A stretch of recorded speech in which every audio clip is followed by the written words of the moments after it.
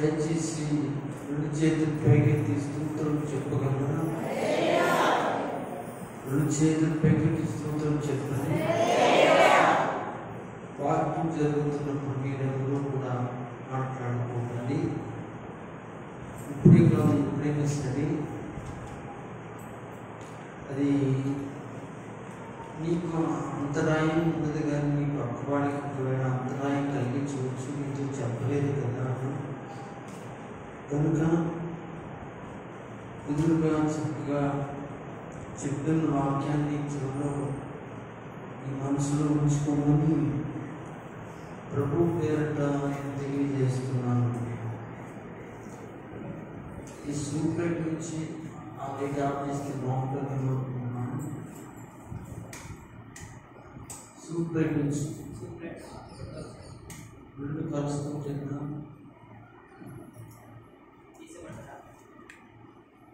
తీసేస్తే కొంచెం బయటికి కొద్దిగా ఉంచండి. పక్క సూపరేట్ తీసేయండి. ప్రేమటి దేవుని పెట్టారా, దేవుని వాక్యాన్ని మనం విందాం. సమయం 1 గంట కావస్తుంది.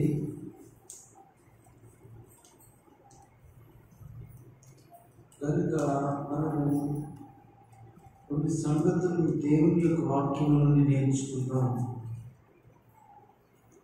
బైబిల్ ఉన్న వాళ్ళందరూ బైబిల్ తెరిచి 37వ కీర్తన అందరూ తెరవండి. ఎవరు బయటకు వెళ్ళదు. తొందరగానే మనము వాక్య పరిచయం ముగించుకుని వెళ్దాం.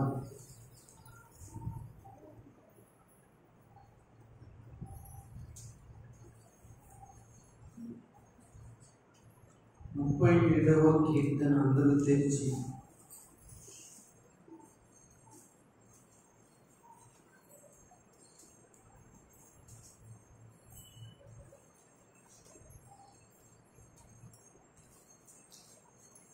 ముప్పై 34వ వచనం చదువుతారా? యెహోవా కొరకు కనిపెట్టుకుని ఉండుము, ఆయన మార్గములను అనుసరించుము, భూమిని స్వతంత్రించుకున్నట్లు ఆయన నిన్ను హెచ్చించును. భక్తికి నిర్మూలము కాగా నువ్వు చూచెదవు. చాలా సరిపోతుంది.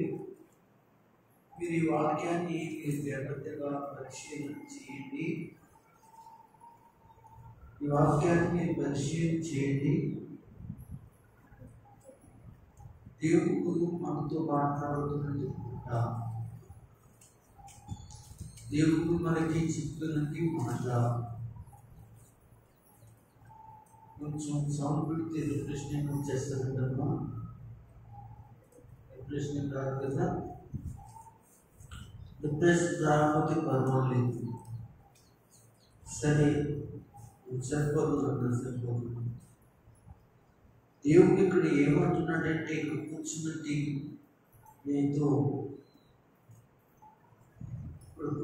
మీతో ఏమంటున్నాడంటే,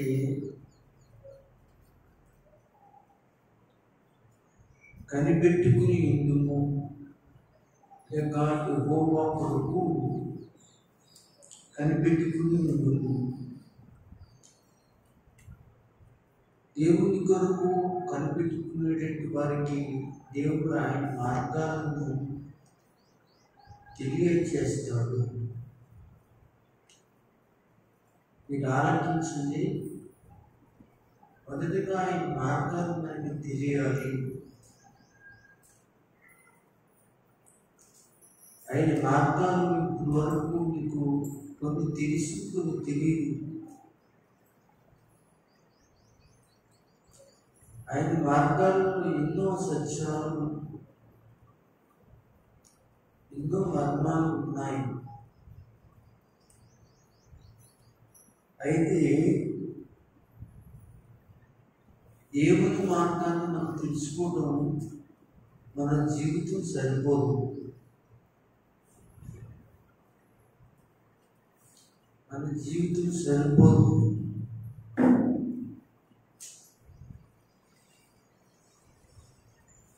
మనం అనుకుంటున్నాం, మనం తెలుసుకున్నదే ఆయన మార్గం అని మనం అనుకుంటున్నాం. బైబిల్లో ఆయన మార్గాల గురించి కోట్లాది కోట్లు సంగతులు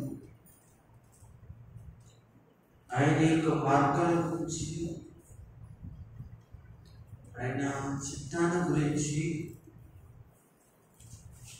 దేవుడు అనేక విషయాలు రాయడం జరిగింది.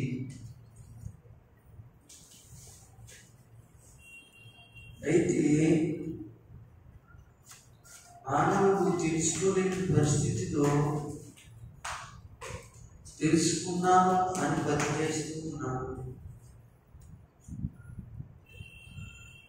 కనుక భూమి మీద ఆయన మార్గాన్ని ప్రతి వ్యక్తికి తెలియచేయాలి.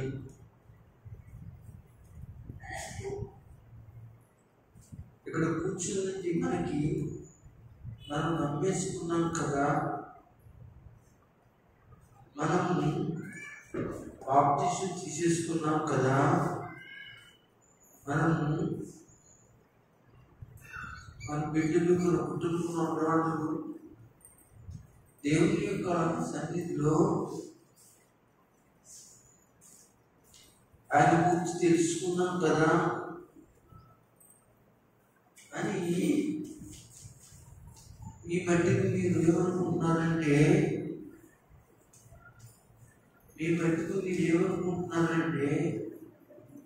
సరిపోతుంది అనుకుంటున్నాను.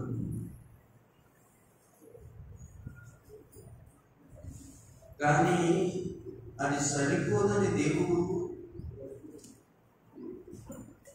తెలియజేస్తున్నాడు. మీ ఇంట్లో మీ భర్త ఉన్నాడండి, ఇంకా యేసయ్య గురించి తెలియదు. మీ ఇంట్లో మీ కోడలు ఉందండి, యేసయ్య గురించి తెలియదు. ఇంట్లో నీ యొక్క కుమారుడు ఉన్నాడండి, యేసయ్య గురించి నీ కుమారుడికి తెలియదు. నేను అంటూ ఉన్నాను, దయచేసి వినండి. నీకు తెలిసిన కొద్దిపాటులో నీ భర్తను రక్షించుకుంటున్నావా? నీకు తెలిసిన కొద్దిపాటులో నీ బిడ్డని రక్షణలో నడిపిస్తూ ఉన్నావా? నా భర్త నా మాట వినడండి అనేటువంటి తల్లులు చాలా మంది ఉన్నారు. కానీ ఇంటికి వినడండి, వింటాడు. నువ్వు చెప్పేది సొల్లు మాటలు కాదు కదా, నువ్వు చెప్పేది అబద్ధాలు కాదు కదా, నువ్వు చెప్పేది నిజాయితీ లేని మాటలు కాదు కదా.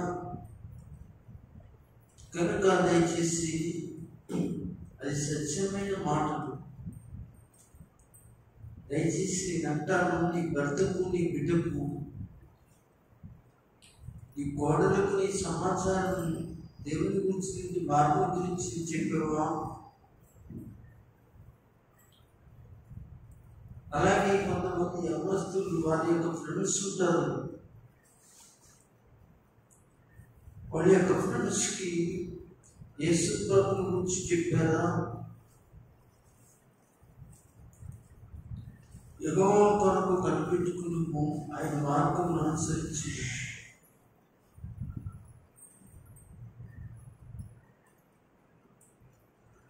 భూమిని స్వతంత్రించుకున్నట్లుగా ఆయన నిన్ను హెచ్చించింది. ఇక్కడ ఒక మాట, ఆయన నిన్ను హెచ్చించును అనే మాట కూడా ఒకసారి జాగ్రత్తగా పరిశీలన చేయాలని తెలియజేస్తున్నాను. హెచ్చించును అంటే ఆయన మాటలు చెప్పేదాని గాను, చెప్పేవాడు గాను ఉంటున్నావు. ఓ స్నేహితుడా, నీ స్నేహితుడికి నీవు యేసే మాటలు చెప్తున్నావా? ఓ సోదరుడా, నీ సోదరుడైన వానికి దేవుని మాటలు తెలియజేస్తున్నావా? ఈరోజు మన అంశం ఏమిటి అంటే, ఈరోజు మన అంశం ఏమిటంటే, నీవు భూమిని స్వతంత్రించుకోవాలి అంటే, భూమిని స్వతంత్రించుకోవాలి అంటే విన్నారా? భూమిని స్వతంత్రించుకోవడం అంటే ఏంటి? ఒక 10 ఎకరాల పొలం సంపాదించుకున్నా,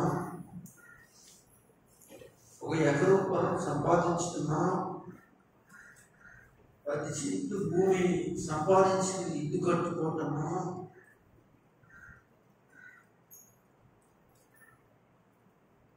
మన మాటలు అర్థమవుతున్నాయా? నాకు చూడండి,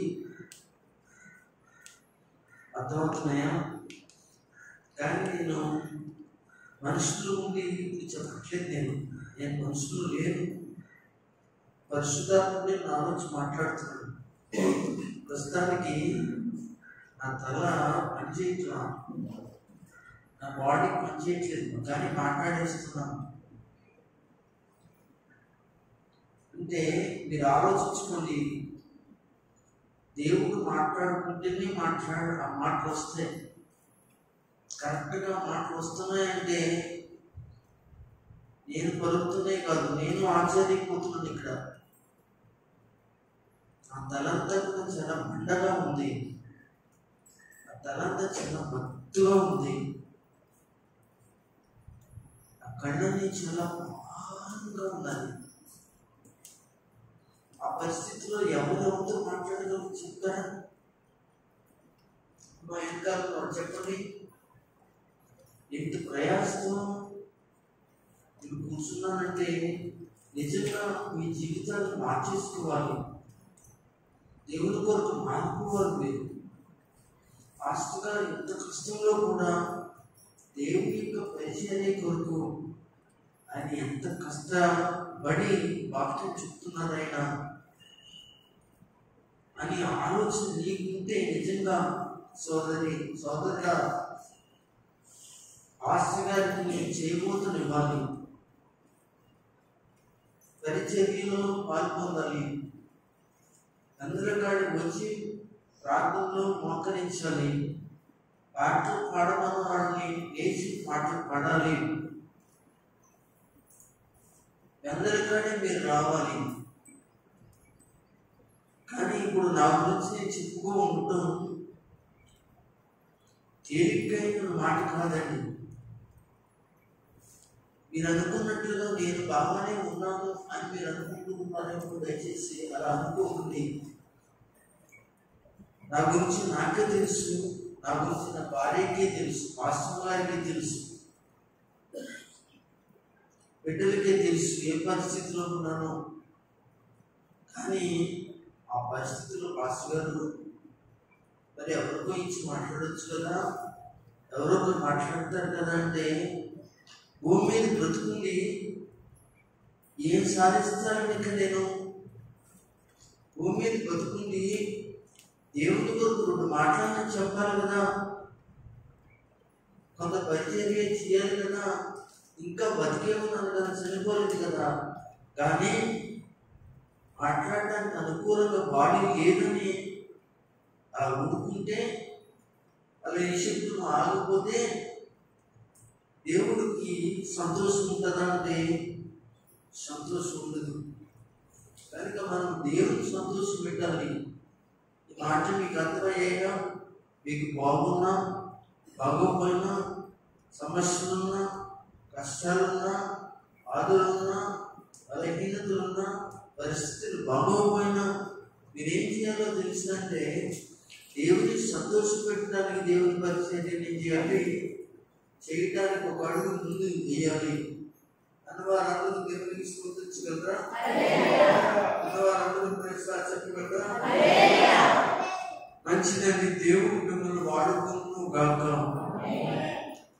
మరి ఇప్పుడు వరకు నేను చక్కటి ఉపాధ్యాయులు చెప్పి దేవుడి వాక్యంలోకి వెళ్దామని అనుకుంటున్నాను. నేను మన అంశం ఏమిటి అంటే, నువ్వు భూమిని స్వతంత్రించుకోవాలి అంటే భూమి అంటే ఇల్లు కట్టుకోవడానికి స్థలం కాదు, ఏమంటే వ్యాపారం చేసుకోవడానికి ఒక కొట్టు పెట్టుకోవడానికి స్థలం కాదు, ఎక్కువ గెస్ట్ హౌస్ కట్టుకోవడానికి స్థలం కాదు.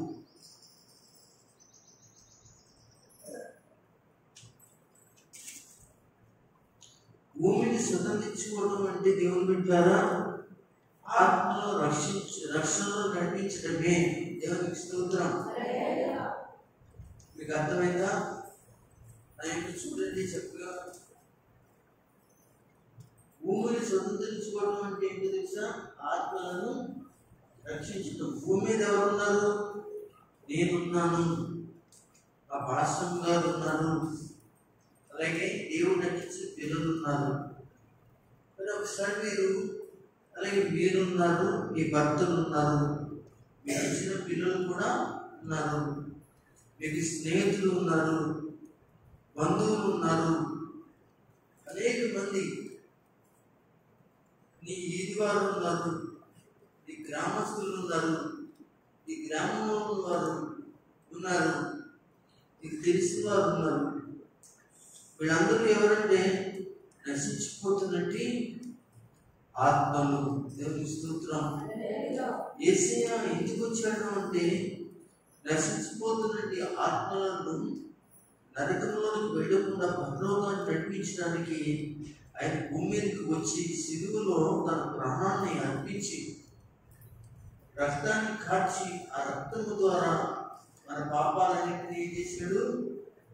కడిగివేసి మనం పవిత్రులుగా చేసి పరలోకానికి నడిపించాడు. దేవునికి స్తోత్రం చెప్పండి. దేవునికి స్తోత్రం చెప్పండి. నేను ఒకసారి దేవుని బిడ్డలారా మరొకసారి అడుగుతున్నాను, నా మాటకు స్పష్టంగా అర్థమవుతున్నాయా? అర్థమైతే మీరు ఏం చేస్తారంటే ఒక్క మాట కూడా విడిచిపెట్టుకోకుండా మనసులో పెట్టుకోండి. ఎందుకంటే ఇంత ప్రయాసపడి చెప్తున్నట్టు ఈ సేవకుని యొక్క ఆవేదన మీరు ఆలోచించండి. పరిశుద్ధాత్మ దేవుడే మీకు ఈ పరిచర్యలో ఈ దీన సేవకు మీకు ఇచ్చాడు.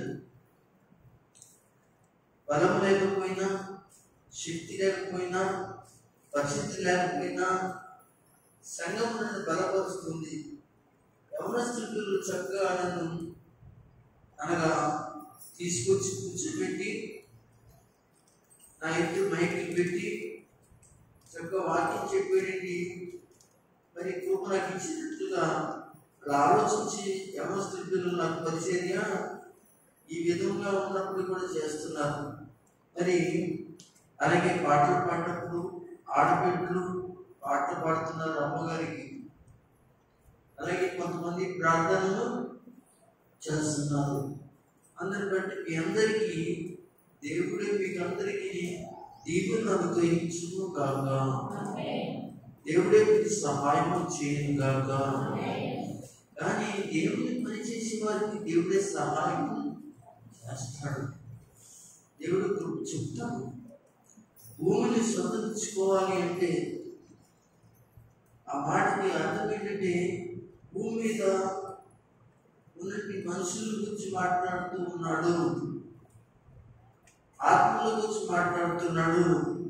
నశిస్తున్న ఆత్మలను దేవుడు బిడ్డలారా ఏం చేయాలో తెలిసిందంటే వారికి యేసుక్రీస్తు ఏం చేయాలి? పరిచయం చేయాలి. దేవునికి స్తోత్రం. ఏం చేయాలి? పరిచయం చేయాలి. పరిచయం చేయాలంటే దేవుని వాక్యంలో కొన్ని సంగతులు మనం ధ్యానం చేద్దాం.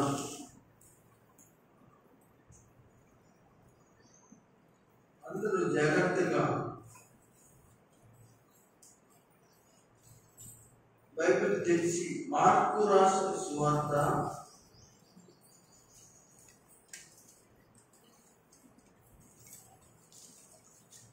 16వ అధ్యాయము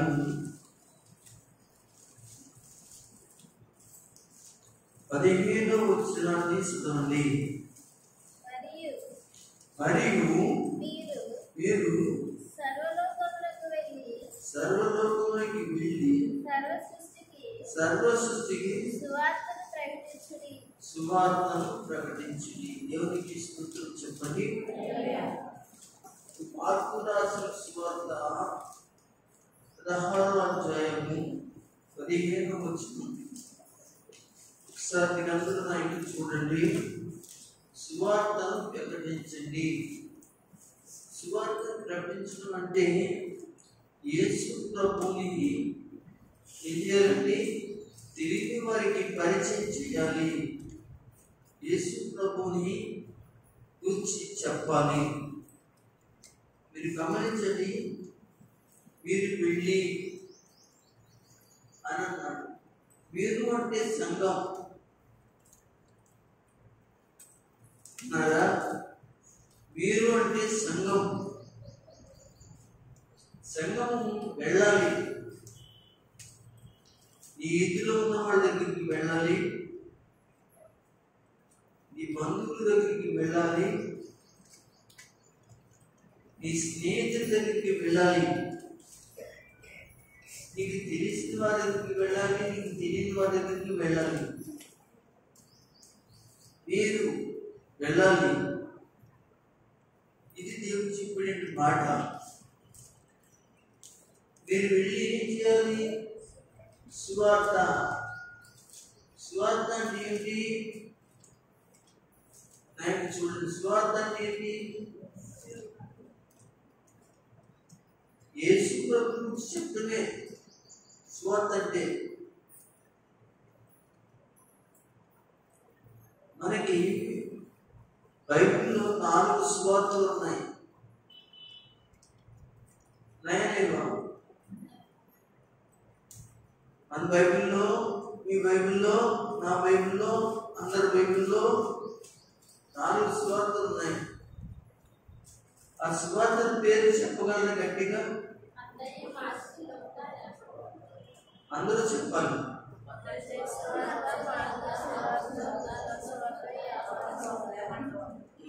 అది ఈ 4 సువార్తల్లో యేసు ప్రభు వారి జీవిత చరిత్ర ఉంటుంది. ఏముంటది? యేసు ప్రభు వారి జీవిత చరిత్ర ఉంటుంది. ఆయన జీవిత చరిత్రను మనం ఏం చేయాలో తెలుసంటే 10 మందికి ఆ స్వార్త లేక ఆ వార్త ఏం చేయాలంటే అనేక మందికి పంచాలి. పంచినప్పుడు భూమి మీద నుండి జనములను స్వతంత్రించుకోవడానికి, అంటే ఆ ఆత్మలను రాష్ట్రంలోకి నడిపించడానికి అవకాశము కుదురుతుంది. దేవుని స్తోత్రం. హల్లెలూయా. నువ్వు చేస్తున్నావా సోదరి? ఎప్పుడు చూసినా నీ గురించి ఆలోచించినవి కానీ, నీ పక్కన నశించిపోతున్నది, బాధలో ఉన్నది, కష్టంలో ఉన్నది, నరకంలోకి వెళ్ళిపోతున్నది, వారి గురించి ఆలోచన చేయవా? బైబిల్లో ఒక మాట ఉంది.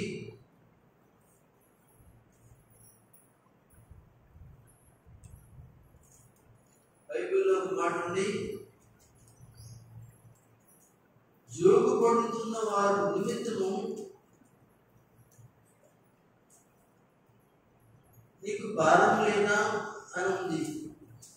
జోగు పడటం అంటే నరకంలోనికి పడిపోతున్న వారు అని సామెతల గ్రంథంలో రాసి ఉంచాడు దేవుడు.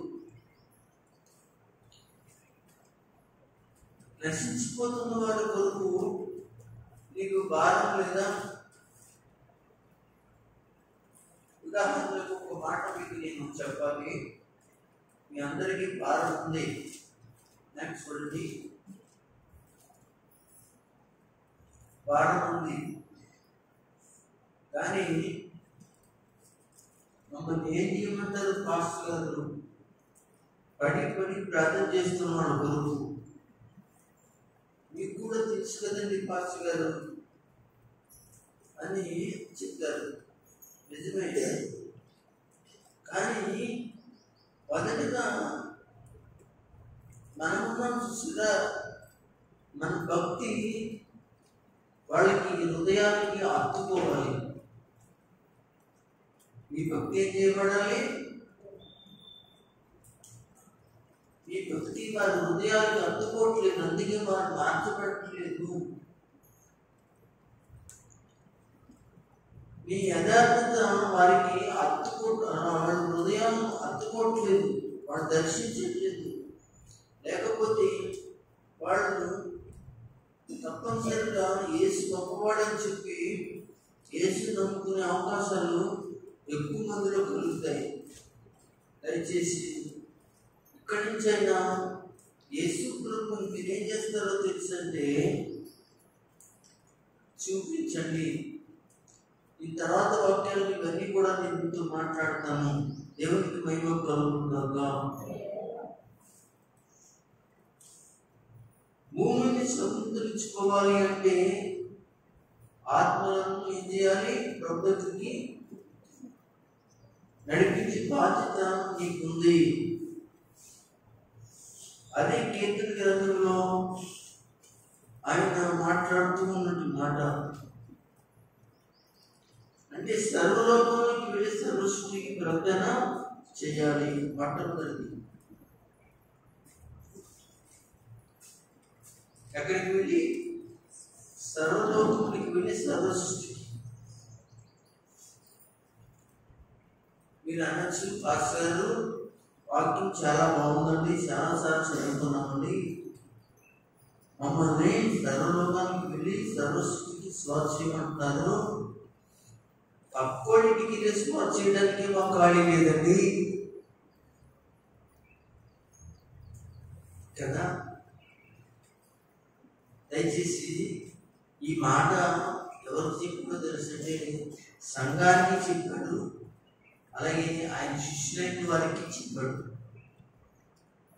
ఆ రోజుల్లో ఆయన శిష్యులైన వారు సర్వలోకానికి వెళ్ళి సర్వసృష్టికి చెప్పారు. అయితే నువ్వు సర్వసృష్టికి చెప్పక్కర్లేదు.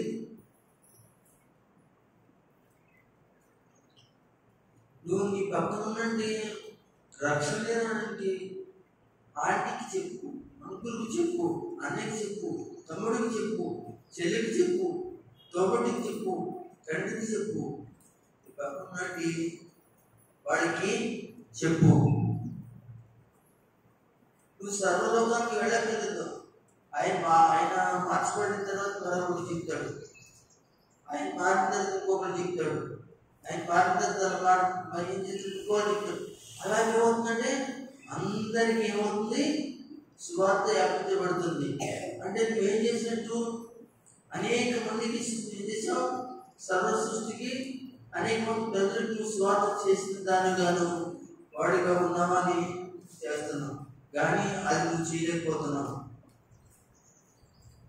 అది చేయలేకపోతున్నావు. టైం అంతా పాటు చేస్తున్నావు. టైం అంతా ఎక్కడిలో పెడుతున్నావు.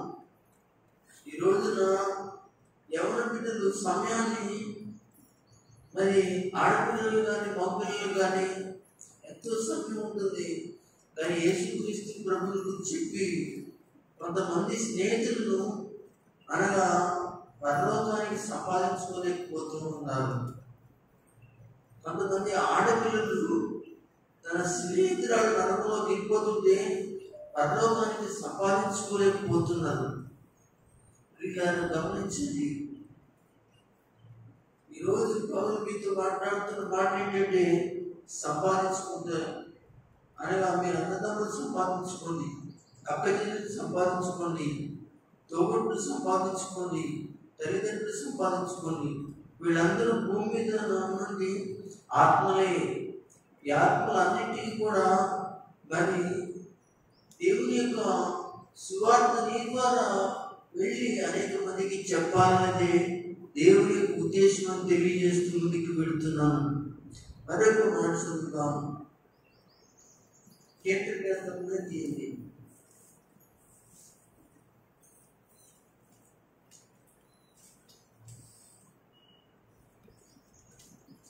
కీర్తన గ్రంథమే తీయండి.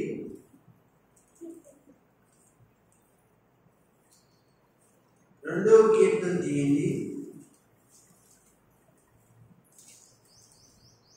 అందరూ తీసుకోండి. జాతీయంగా చెప్తున్నాడు కదా.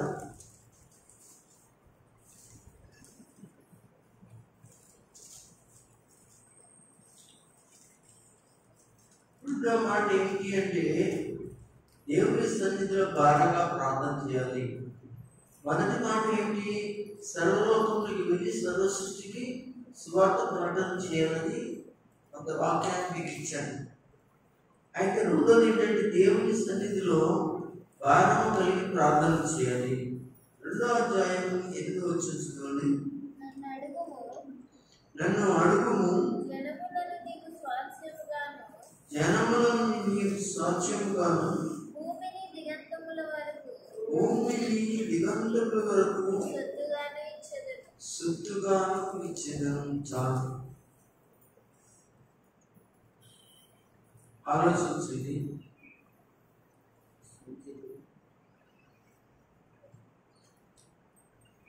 దేవునికి మహిమ కలుగుతున్న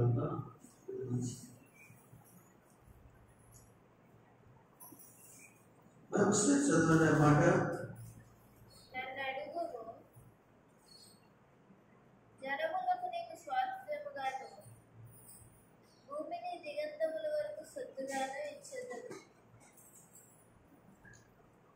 ఈ బైబిల్ చూసారా? ఈ బైబిల్ చూసారా? ఈ బైబిల్ని ఆలోచించారా? నన్ను అడుగుము. అందరూ చెప్పండి ఈ మాట. నన్ను అడుగుము. గట్టిగా చెప్పాలి. నన్ను అడగటం అంటే ప్రార్థన. దేవుని స్తోత్రం. రెండో మాట ఏంటి? నువ్వు దేవుని సన్నిధిలో భారముగా ప్రార్థన చేయాలి. భారంగా ప్రార్థన చేయాలి. నేను చూడగలరు ఒకసారి.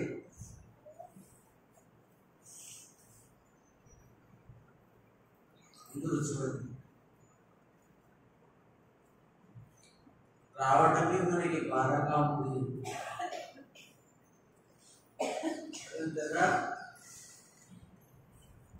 నిజమంటారు కదా? చెప్పండి. భారంగా లేదా అంటే నేను తప్పు చెప్పట్లేదు. నిజంగా ఏంటి ఆ భారం అంటే? కాళ్ళు ఎక్కువ, నడువులు ఎక్కువ, తలకాయ ఎక్కువ, పిల్లలకి చక్క పెట్టడము, ఇవన్నీ కూడా చర్చికి పెడదామనేది ఆత్మీయ తీవ్రతగా ఉంది కదా. చెప్పండి ఒకసారి. పెడదాని ఉంది కానీ ఆ పిల్లొచ్చి అలాంటి, ఈ అబ్బాయి వచ్చి ఇలాంటాడు, భర్త వచ్చి ఇదంటాడు. ఆ టైంలో ఏం చేస్తాడంటే 1 కేజీ మాసం చేస్తాడు.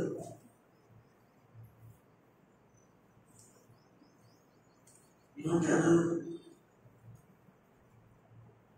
కదా? అంత మాట ఏదన్నా ప్రార్థనకి వెళ్ళాలా? సరే ప్రార్థనకి వెళ్ళామనుకోండి, వచ్చేటప్పటికి ఆయన ఏం చేస్తాడో తెలియదు. ఎంత బాగుంది. అందుకే భారంగా ప్రార్థన చేయాలా లేకపోతే దేవుని దగ్గరికి రావడానికి మనకి భారం అయిపోతుందా అని ఆలోచన చేస్తే నేనంటాను, దేవుడులారా అలాంటి దానాలు కలిగినప్పుడు, అలాంటి దానాలు ఉన్నప్పుడు నిజంగా ఆదివారం రోజున పెందలకడి తెల్లవారుజామున లేచి దేవుని సన్నిధిలోకి వెళ్ళాలని భారం నీకుంటే నీకున్న బాధలన్నీ కూడా చిక్కబెట్టుకుని ఇది దాకా ఏదో చేస్తానంటారు. ఇప్పుడు కాదు, కుమ్మరం లోనికి వచ్చినప్పుడు కూడా ఏం చేస్తామో తెలుసా? కుమ్మర కొత్త లోనికి వెళ్ళి ఏ కింద సొప్పు పంపిస్తాను.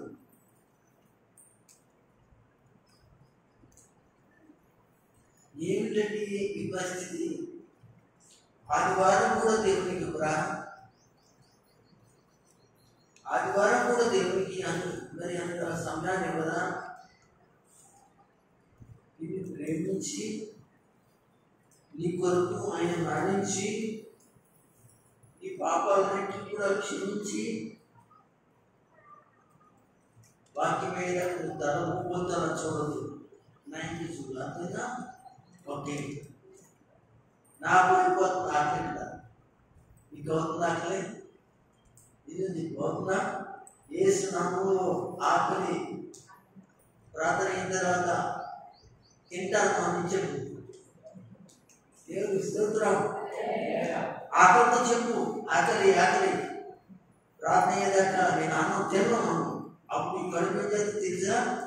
ఆకలి మీద ఉండదు. దేవుని స్తోత్రం. హల్లెలూయా. ఎందుకంటే తినొచ్చిన మరొకసారి తినాలంటే ఆశ ఆలోచన అలా ఉండదండి. మనకున్నది గ్రహించి అలా ఉండదు. నాకు తెలుసు. అందుకనే పిల్లలు మాట్లాడినా అల్లరి చేసినా ఎలా ఉన్నా కొంతవరకు నేను తట్టుకుంటాను. ఎందుకంటే మనకున్నది గ్రహించి వాళ్ళకి ఉండదు. దేవుని స్తోత్రం. హల్లెలూయా. హల్లెలూయా. అమ్మాయి మీరు చూడాక ఏంటి ఫోన్ ఏంటి? ఫోన్ తీసి ఫోన్ పెట్టు. ఫోన్ ఇంటికి వెళ్ళిన తర్వాత ఆడుకోవాలి. ఫోన్తో ఇక్కడ ఆడుకోకూడదు. అందరూ ఒకసారి స్తోత్రం చెప్పండి. హల్లెలూయా. దేవుని బిడ్డలారా మీరు గమనించండి. కనుక ఈ సమయంలో దేవుని వాక్యం శ్రద్ధిస్తుంది. నన్ను అడుగుము, జన్మను నీకు స్వాచ్ఛముగా మనం ఏం చేస్తాం? దేవుడు మనకి ఇస్తాడు. అడగాలి. ఏం చేయాలి? అడగాలి. అడుగుతున్నావా నీకు? మంగళవారం నాడు ప్రార్థనలో అడుగుతున్నావా? శనివారం నాడు ప్రార్థనలో అడుగుతున్నావా? నీ ఇంటికాడ మాకు ఇచ్చినప్పుడు ఉదయకాలం ముందు అడుగుతున్నావా? నీ ఇంటికాడ ప్రార్థించినప్పుడు సాయంత్రకాలం అడుగుతున్నావా? ఇల్లుగా మధ్యాహ్నం ఖాళీగా ఉందనుకోండి, అది వాక్యం చదువుకుని మోకరించి ప్రార్థన చేసినప్పుడు నువ్వు అడుగుతున్నావా? దేవుడా అనేక ఆత్మల రక్షణలోనికి రావాలి ప్రభువా, యేసు ప్రభువా, అందుకే నువ్వు లోకానికి వచ్చావు, అందుకే నేను రక్షించుకున్నావు కనుక, అందుకే మమ్మల్ని బలపరుచుకున్నావు కనుక మేము నీ పక్షమున్నాం. అనేక ఆత్మలను ఈ సన్నిధికి రక్షణను నడిపించడానికి ప్రార్థన చేస్తున్నాను. భారంతో ప్రార్థించి, భారంతో ప్రార్థించి. చాలాసార్లు నీ కష్టాలను, నీ బాధల్లో భారంతో ఏడుస్తూ ఉంటావు, కానీ ఆత్మల కొరకు భారం కలిగి ఉండట్లేదు. విలియం కేరీ ఉన్నాడు కదండి, విలియం కేరీ ఉన్నాడు కదా. ఈ విలియం కేరీ ఇతర దేశం నుంచి వచ్చి ఆయన చెప్పులు కుట్టుకునేవాడండి. ఆయన భారతదేశానికి వచ్చి ఢిల్లీ వచ్చినట్టున్నాడండి. కనుక ఆయన మన భారతదేశం యొక్క ప్రపంచ పటం ఉంటుంది కదా, ఆ పటం దగ్గర పెట్టుకుని చేతులుచ్చి మా కాళ్ళు వచ్చి ప్రభువా భారతదేశాన్ని మాకు ఇవ్వండి ప్రభువా, భారతదేశాన్ని మరి రక్షించండి ప్రభువా, భారతదేశాన్ని పాపం నుంచి విడిపించండి ప్రభువా అని ఎన్నో సంవత్సరాలు ప్రార్థన చేశాడు. ఆయన ఏ దేశం వాడు? మన దేశం వాడు కాదు, ఏదో దేశం వాడండి. కన్నీళ్లతో భారంతో ప్రార్థన చేసేవాడట. ఈ రోజున మన భారతదేశంలో సువార్త ప్రకటించబడడానికి గల కారణం, అనేక మంది సువార్త జరగడానికి గల కారణం, అనేక మంది ప్రజలు రక్షణలోకి రావడానికి గల కారణం, అనేక మంది ప్రజలు రక్షించబడి సువార్త చేయడానికి గల కారణం, అనేక సంఘాలు కట్టబడడానికి కారణం ఇలాంటి మహానుభావులు ప్రార్థనా పరులేక ప్రార్థన లేదు. అవును, పౌలే హ్యాండ్షప్, అలాగే విలియం కేరీ, ఏమండి చార్లెస్ విన్నీ, జాన్ వెస్లీ, ఎవరైనా చెప్పను, వాజ్పే, ఇక్కడ చెప్పుకుంటూ వెళ్తే వందలాది మంది మన భారతదేశానికి మిషనరీగా వచ్చి దేవుని యొక్క వాక్యాన్ని ప్రకటన చేసి దేవుని సన్నిధిలో భారంగా ప్రార్థన చేసిన మహాభక్తులు. అందరిని బట్టి దేవుని స్తోత్రం చెప్పండి.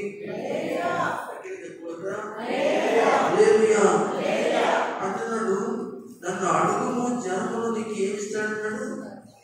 నువ్వు అడుగుతున్నావు, ఒక రోజైనా అడుగుతున్నావు, ప్రభా మాకు అభివృద్ధి అవసరమా, రేపు మాకు చచ్చిపోయిన ముందు ప్రభా ఆమె స్వస్థపరిచి రక్షణను నడిపించిన ఆయన ఈ మందిరాన్ని తీసుకురా ప్రభా అని ప్రార్థన చేస్తున్నావా? నా బంధువుల్లో చాలా మంది మూర్ఖులుగా ఉన్నారు నాయన, దుర్మార్గులుగా ఉన్నారు నాయన. అలాగే నేను మంచివాడు కాదు కానీ ప్రభా నన్ను మంచివాడిగా చేశాను, ఆడ కూడా చేయనైనా ఈ మందిరాన్ని తీసుకురానైనా, ఈ మందిరంలోకి ప్రభా రక్షణ కలిగించిన అయినా ప్రార్థన చేయి. ప్రభావాణి గారు కొత్తగా ఇక్కడికి వచ్చినప్పుడు సరిహద్దులు వచ్చినప్పుడు అండి, మరి రామకృష్ణ గారిలో ఆధిక్యం ఉండడం జరిగింది. వారెవరో మాకు తెలియదు, చర్చికి ఎక్కడికి వెళ్ళాలో వాడికి కూడా తెలియదు. అయితే కుమార్ గారితో ఇలా పలానా చర్చి ఇప్పుడు అర్థం చూసి చర్చి గురించి అడిగితే అవును రండి అని చెప్పి తీసుకొచ్చారు. అప్పుడు కృపామణి గారు కుమార్ గారికి చాలా విషయాలు చెప్పారు. తన భర్త కొరకు ఏడ్చి చెప్పారు, ఇంట్లో పరిస్థితుల కొరకు ఏడ్చి చెప్పారు. నాతో కాదు కానీ దేవుని సన్నిధిలో మీరు ఏడుదురుగా రండి, మీ భారాన్ని దేవుని దగ్గర అనగా చెప్పుకుందరుగా రండి, అక్కడ దేవుని సేవకులు ఉంటారు అని చెప్పి మా దగ్గర తీసుకొస్తే అనేక ప్రేయాలు చెప్పిందే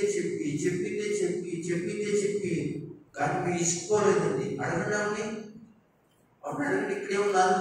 చెప్పిందే చెప్పి ఏడ్చి తన భర్త కొరకు మేము ఎప్పుడు కూడా ఈ భర్తను రక్షించడానికి దేవుడే కారకుడు, దేవుడే చేస్తాడు, మీరు భారంగా ఉండండి, భారంగా ప్రార్థన చేయండి.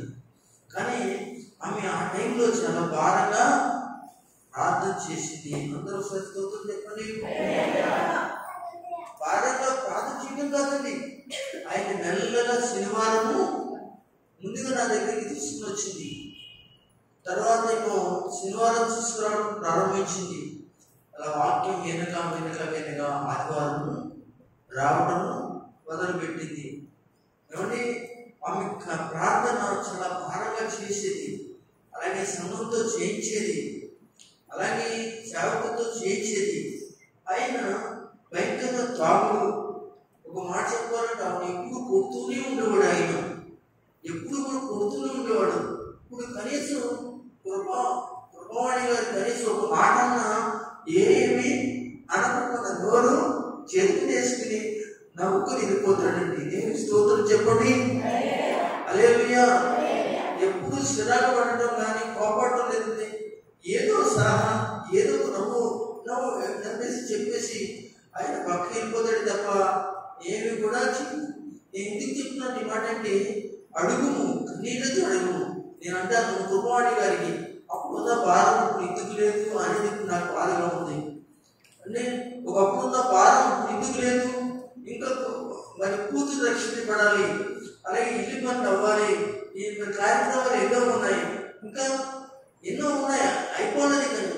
మరి ఎందుకు మరి అప్పుడున్నటి కన్నీటి యొక్క ప్రార్థన భారం, మరి పశ్చాత్తాప ప్రార్థన, పరిచర్య భారం.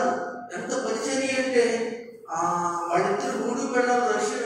ఆయన మారిపోయాడు, బాప్తిసం తీసుకున్న తర్వాత వారు ఎంత పరిచర్య అంటే అసలు చాలా గొప్ప పరిచర్య అని చెప్పాలి. దేవుడికి స్తోత్రం చెప్పండి.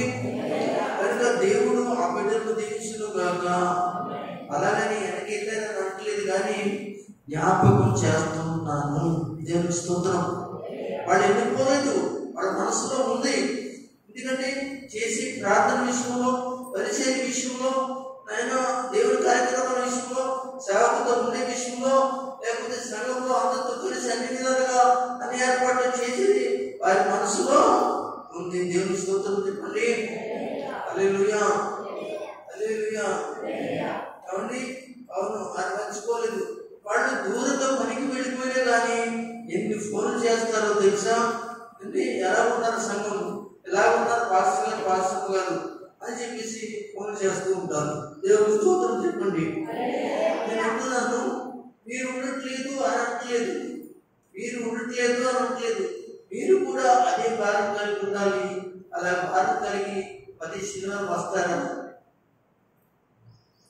ప్రతి మంగళవారం వస్తారా?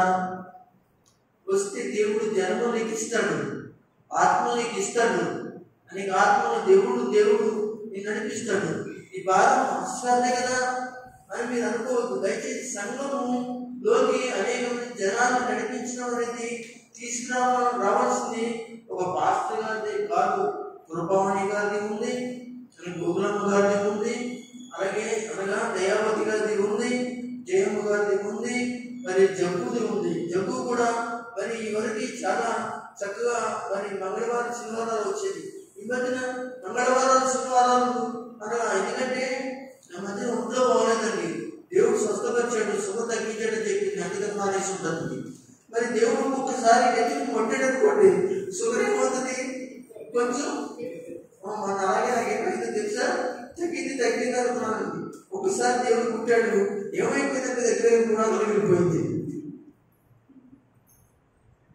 అందుకైపోయింది కూడా వెళ్ళిపోయింది. అది తగ్గించుకోవడానికి నా ఎక్కువలో చూడండి, నా బాధ చూడండి, మా పాస్గా చూడండి, కాకరకాయ జ్యూసు ఏమంటే ఏ ఆకు రసం వెలుగులో ఏమంటే పోయిటి ఎందుకంటారు అంత బాధ ఎందుకంటారు. కనుక దయచేసి అలా చేయకు. ప్రతి మంగళ శనివారాలు దేవుడి దగ్గర ప్రార్థన చేస్తే దేవుడు స్వస్థపరిచాడు.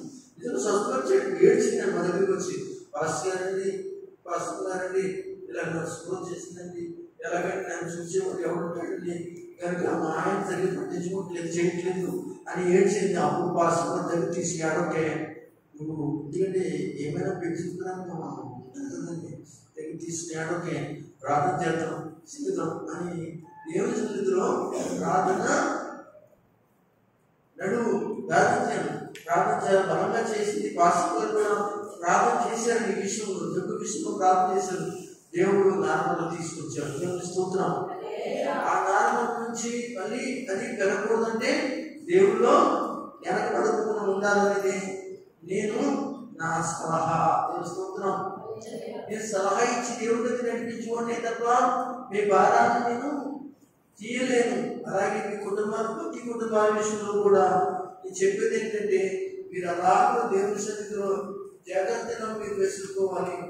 ఈ రోజులు బాగోలేదండి, దొండకాయలు బాగోలేదు, బీరకాయలు బాగోలేదు, తోటకూర బాగోలేదు, ఉల్లిపాయలు బాగోలేదు, ఏమండి పొట్టుకాయలు బాగోలేదు, టమాటాలు బాగోలేదు. ఇంకా అన్నింటిలో కూడా ఏమొచ్చేసిందండి, ఏదో బ్యాటరీ వచ్చేసిందంట. మీరు ఎవరు తిన్నా ఏమైపోతారు? చచ్చిపోతారు. మరి ఏం తినాలి? ఇంకా తప్పక ఏం తినాలి? అయ్యే తినాలి. అందరూ సూత్రం చెప్పండి. చెప్పండి, ఏం తినాలి? అయ్యే తినాలి. అవి మనకి రాకుండా జబ్బు రాకుండాలంటే నువ్వు దేవునికి అనగా దగ్గరగా ఉండి ప్రార్థన చేసుకుని, ప్రభువా ఈ కూరగాయల్లోని ఈ యొక్క లేకపోతే ఈ యొక్క 10 దాంట్లో కూడా జబ్బులు లేకుండా మరి రోగాలు రాకుండా కాపాడమని ప్రార్థన చేసి ఆయన సన్నిధిలో ఉండాలని నేను మీకు చిన్న సలహా మరి దేవుడి ద్వారా మీకు తెలియజేస్తున్నాను. దేవుడి స్తోత్రం చెప్పండి. దేవుడే ఆ ఉగ్రతను మన మీదకి తీసుకొస్తున్నాడండి. తింటాను కూడా భయపడవలసి వస్తుంది.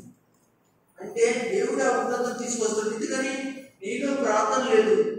ఆదివారం ప్రార్థనకు రావు, సంఘ గ్రామాల్లో మంగళవారం ఉంటే రావు, బుధవారం ఉంటే రావు, శుక్రవారం ఉంటే రావు, శనివారం ఉంటే రావు. ఇలాగా సంఘ గ్రామాలన్నింటినీ కూడా నువ్వేం చేస్తున్నావు అంటే దూరం పెడుతున్నావు. ఈ లోకమే నీకు శాశ్వతం అన్నట్లుగా నువ్వు ఆగిపోతున్నావు.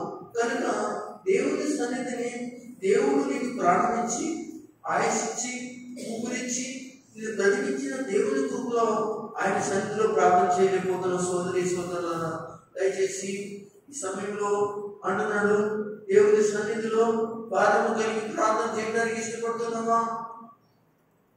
అనేక ఆత్మలు దేవుడికి ఇస్తాడు, అనేక కుటుంబాలను దేవుడికి ఇస్తాడు, అనేక ఆత్మలు ప్రభువు నేను నడిపిస్తాడు. ఒకసారి అమలు స్తోత్రం చెప్పండి. ఎన్నో మాట చెప్పాడు ఇది మాట, రెండో మాట ఒకటి అంటే అంశాన్ని తీసి మాట తీసేయండి. నేను భూమిని స్వతంత్రించుకోవాలి అంటే ఆత్మ రక్షించాలి అంటే సర్వలోకానికి వెళ్ళి ఒకటి, రెండు దేవుని సన్నిధిని భారంగా మనం ప్రార్థన చేయాలి. ఇంకొక మాట చెప్పి ముగించేస్తానండి. చాలా ఉన్నప్పటికీ కూడా ఇంకొక మాట బైబిల్ తెరవండి. టైం ఎంత అయిందమ్మా?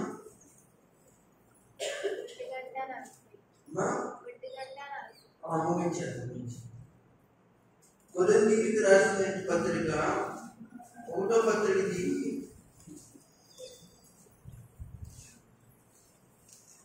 1వ పత్రిక తీయండి. 11వ అధ్యాయం తీయండి. 11వ అధ్యాయం 1వ వచనం చదవండి. అందరూ కూడా చూడండి. నేను క్రీస్తుని పోలి నడుచుకున్న ప్రకారం మీరును నన్ను పోలి నడుచుకోండి. దేవునికి స్తోత్రం. అనేక ఆత్మలు దేవుని దగ్గరికి రావాలి అంటే ఎలా నడుచుకోవాలి అంటున్నాడు పౌలు. పౌలు అనేక వందల మంది వేల మందిని సంఘాలని సహవాసాన్ని కట్టాడండి. అనేక మంది పెద్దలకు వెళ్ళాడండి. అయితే ఎలా నడుచుకున్నాడు? క్రీస్తుని పోలి నడుచుకున్నాడు. నువ్వు అన్నాడు క్రీస్తుని పోలి నడుచుకున్న ప్రకారం మీరును నన్ను పోలి నడుచుకోండి అంటున్నాడు. పౌలు గారిని పోలి నడుచుకోమని చెప్తున్నాడండి. అంటే పౌలు గారు క్రీస్తు కంటే గొప్పవాడా అంటే గొప్పవాడే కాదు, కానీ పౌలు గారు క్రీస్తుని పోలి నడుచుకున్నది కొన్ని పద్ధతులను దేవుని ఎదురు చేశాడు కనుక అలా నడుచుకోమన్నాడు. అలాగే సేవకుని చూసి మీరు ఏం చేయాలి? పాస్టర్ గారు ప్రార్థన చేస్తారు, ప్రార్థన చేయాలి. పాస్టర్ గారు స్వార్థ చేస్తారు, స్వార్థ చేయాలి. పాస్టర్ గారు పరిచర్య చేయమన్నారు, చేయాలి. ఇదిగో పాస్టర్ గారు పలానా పూట దగ్గర కూర్చుంటున్నారు, మనం వెళ్ళాలి. ఇలాగా ఏం చేయాలంటే మన సంఘము అనగా దేవుడి సన్నిధిలో అనేక మంది మార్చబడటానికి, రక్షణ పొందడానికి సంఘం ఏం చేయాలంటే అనగా క్రీస్తుని పోలి నడుచుకోవాలి. ఎవరిని పోలి నడుచుకోవాలి? అనగా దైవ సేవకుడు పోలి నడుచుకోవాలి. దేవుని స్తోత్రం. ఈ రోజున దైవ సేవకుడు బలహీనుడై ఉన్నాడు, అయినా మాకు వాక్యాన్ని అందిస్తున్నాడు. ఈ రోజున సేవకురాలు బలహీనంగా ఉంది, అయినా ఆరాధనలు నడిపిస్తున్నారు. ఇదిగో ఈ రోజున మరి దైవ సేవకుల పరిస్థితులు బాగోలేదు, అనగా ఇంటింట ప్రార్థనలు కూడా పెడుతున్నాడు. మరి మనం ఎందుకు ఎర్రకూడదు? మనం ఎందుకు చేయకూడదు? మనం ఎందుకు అనేక మంది నడిపించకూడదు? మనం ఎందుకు ప్రభుని అనగా గణపరచకూడదు అనే ఉద్దేశం మీకు ఎంతో అవసరం. దేవుని స్తోత్రం. ఎవరు నడుచుకోవాలి? యేసుని నడుచుకోండి, సేవకుడు పోలి నడుచుకోండి. ఇంకొక మాట అపోస్తలుల కార్యము 8వ అధ్యాయం ఇందులోనే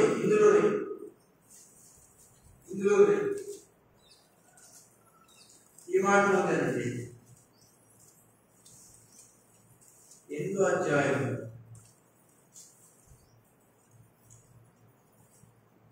8వ అధ్యాయం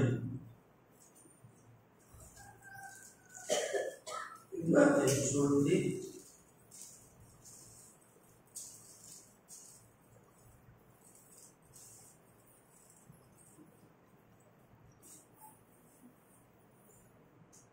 పన్నెండు చూడండి. అయితే పిలుపు దేవుని రాజ్యమును గూర్చి యేసుక్రీస్తు నామమును గూర్చి మనం ఇక్కడ కూడా సువార్త దేవుని వాక్యాన్ని ప్రకటించుతుండగా వారి అతన్ని నమ్మి పురుషులను స్త్రీలను అందరు గట్టి చెప్పండి. ఏమండి, ఇక్కడ సమరయ పట్టణంలో సువార్త వెళ్ళింది. ఎక్కడికి వెళ్ళింది? సమరయ పట్టణంలో సువార్త వెళ్ళింది.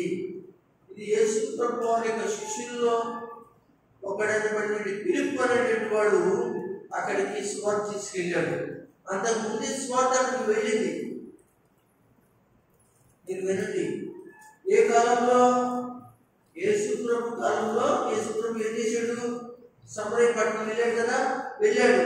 వెళ్ళిన తర్వాత అక్కడ ప్రజలందరూ బాగానే కొంతకాలానికి ఏం జరిగిందంటే అక్కడ ప్రజలందరూ కూడా మళ్ళీ మారిపోయి విగ్రహారాధనలు అయిపోయి, అనగా దెయ్యాల చేత పీడించబడి వాళ్ళు లోకంలో పడిపోయి జీవిస్తున్నారు. అప్పుడు మళ్ళా పరిశుద్ధాత్ముడు ఏం చేశాడంటే తన సేవకులు ఒకరిని అనగా ఫిలిప్పు ఏం చేశాడంటే అనగా ఆ సమరయ పట్టణంలోనికి తీసుకువెళ్ళాడు.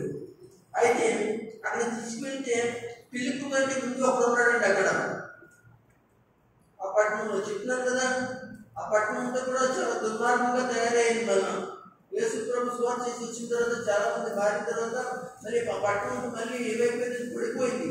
ప్రజలందరూ పడిపోయారు. కానీ ఆ పట్టణంలో అలా ఈ ఫిలిప్పు వెళ్ళేటప్పటికీ ఒకడు ఉన్నాడంటండి. అతని పేరు గారడి సీమోను. దేవుని స్తోత్రం చెప్పండి, అల్లు చెప్పండి. ఏ సీమోనని? గారడి సీమోను. గాడి అంటే మీకు తెలుసు కదా, బజార్లో ఏం చేస్తారు? సంచులు డబ్బులు లేకపోయినా సంచులు డబ్బులు ఉంటాయి అండి. ఈ చేతులకు ఆ చేతులకు, ఆ చేతులకు ఈ చేతులకు మాయం చేస్తారు. గారడి ఇలాంటి గారడి కూడా గారడి యాసాలు వేస్తున్నాడండి, గారడి పనులు చేస్తున్నాడండి. అతను ఎవడో గొప్పవాడని ఆ సమరయ పట్టణం అంతా ఏమైపోయిందంటే అతన్ని వెంబడించడం ప్రారంభించారు. అందరూ బట్టి స్తోత్రం చెప్పండి. అతనే దేవుడు, అతనే గొప్పవాడు, అతనే చాలా మంచివాడు, ఇక చేసే పనులు చాలా గొప్పమైనట్టుగా ఒక గొప్ప స్వామీజీలను లేకపోతే గాడి వాళ్ళను మొత్తానికి వెంబడించడం ప్రారంభించారు. ఆ సమయంలోని పరిశుద్ధాత్ముడు అక్కడికి ఎంటర్ అయ్యాడు. అందరూ స్తోత్రం చెప్పండి. ఆ సమయంలో దేవుడు పరిశుద్ధాత్మని అన్న ఫిలిప్పుని అనగా అభిషేకించి అక్కడ తీసుకువెళ్ళిన తర్వాత అక్కడ ఫిలిప్పు సువార్త చేస్తున్నాడు, దేవుని సువార్త చేస్తున్నాడు. దేవుని స్తోత్రం. సువార్త అంటే ఏం చెప్పాను? యేసు గురించి చెప్తున్నాను. అనగా మర్చిపోయిన యేసు ప్రభుని మరణ జ్ఞాపకం చేసి ఆయన చేసిన అద్భుతాలను జ్ఞాపకం చేసి అక్కడ గొప్ప గొప్ప సువార్త చేస్తుంటే అనేక ప్రజలు వింటున్నారు. అంతేగాని అక్కడ మనం ఒకసారి చదువుదాము, ఏమని రాయబడిందో. మొత్తం బైబిల్ చదవండి. ఫిలిప్పు చేసేటువంటి కార్యాలకి ఏం జరిగిందో చూద్దాం తొందరగా. 8వ అధ్యాయం నుంచి 8వ అధ్యాయం ఉండడం ఒకసారి తీసుకున్నామని 4వ వచనం నుంచి ఒకసారి చదువుగలరా? కొద్ది గట్టిగా చెప్పండి, అందరికి వినండి. కాబట్టి చెదిరిపోయిన వారు సువార్త వార్తను ప్రకటించుచు సంచారం చేసిరి. అప్పుడు ఫిలిప్పు సమరయ పట్టణమునకు వెళ్ళి క్రీస్తును వారికి ప్రకటించుచుండెను. సమరయ పట్టణం వరకును వెళ్ళి క్రీస్తును వారికి ప్రకటించుచుండెను. జనసమూహములు విని ఫిలిప్పు చేసిన సూచక్రియలు చూడండి. సువార్త చేయడానికి వెళ్ళారు అందరూ. జనసమూహాలు ఏంటన్నారు? ఫిలిప్పు చేసిన సూచక్రియలు చూచినందున అతడు చెప్పిన మాటల యందు ఏక మనసుతో లక్ష్యముంచగా అనేకులు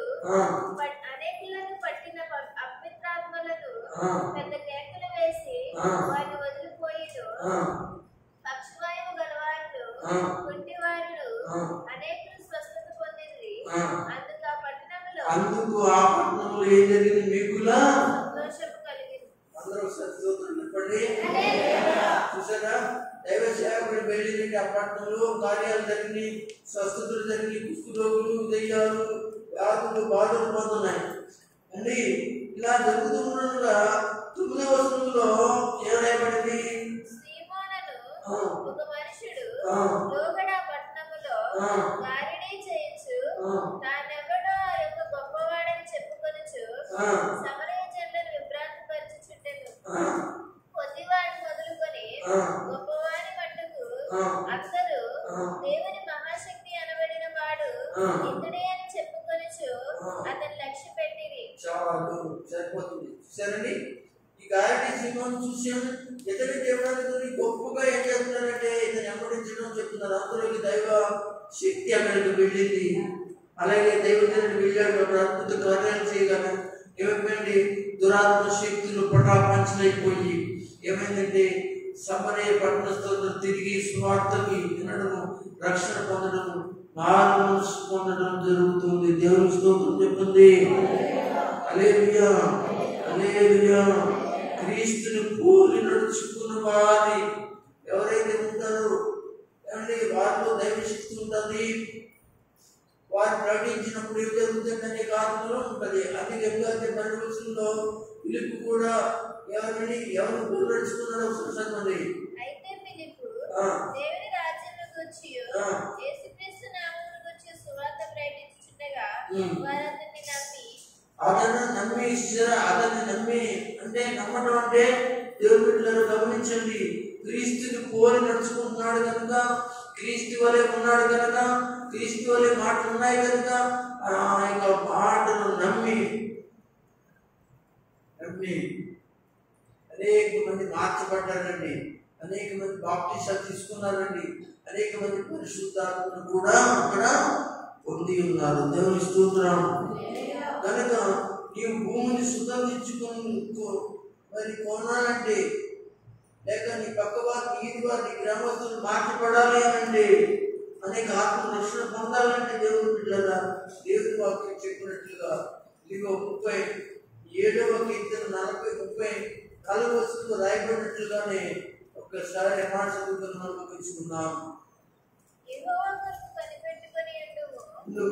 ఆయన మార్గమును అనుసరించు భూమిని స్వతంత్రించుకొనున్నట్లు ఆయన నిన్ను హెచ్చించును. చూసుకున్న వాటి సేవకులందరిలో కూడా దేవుడు హెచ్చించాడా లేదా, వాడుకున్నాడు లేదా, అనేక ఆత్మలను దేవుడి దగ్గర నడిపించాడా లేదా? అలాగే మిమ్మల్ని కూడా వాడుతున్న అనేక ఆత్మలు, మీ కుటుంబాలను అనేక మందిని నడిపిస్తాడు. కనుక అటు కృప మీరు పొందుకోవాలని తెలియజేస్తూ, అటు కృపలో మీరు నడవాలని తెలియజేస్తూ, అలాగే మీరు దేవుని సేవకుడికి, సంఘానికి మీరు ఒక చక్కటి మార్గంగా దేవుని కొరకు బ్రతికి అనేక మంది భూమి మీద ఇంకా మారవలసిన వాళ్ళు ఉన్నారు కనుక వాళ్ళందరి కొరకు ప్రార్థన చేయటము, స్వార్థ చేయటము, అనగా సంఘాన్ని ఎవరించము అలా నేర్చుకోమని ప్రార్థన మరి తెలియజేస్తాను. చాలా మంది ఏదైనా కార్యక్రమాలు జరిగితే రావట్లేదు, ఎక్కడ ప్రార్థన జరిగితే రావట్లేదు. మరి కొత్త వారు మారాలంటే, గ్రామం మారాలంటే, అనేక మంది ప్రజలు మారాలంటే, అనేక మంది మార్చబడాలంటే ఎలా మార్చబడతారు? కనుక సంఘమా ఎవరు ఎరకబడకండి, ఒకరికొకరు పురుకొల్పుకోండి, రండి, పాల్గొనండి, దేవుని కొరకు అనేక ఆత్మలను కనండి. దేవుడు ఆ కృప మీకు ఇచ్చును కనుక ఆమేన్. రెండు చేతులు పైకి స్తోత్రం చెప్పండి. హల్లెలూయా.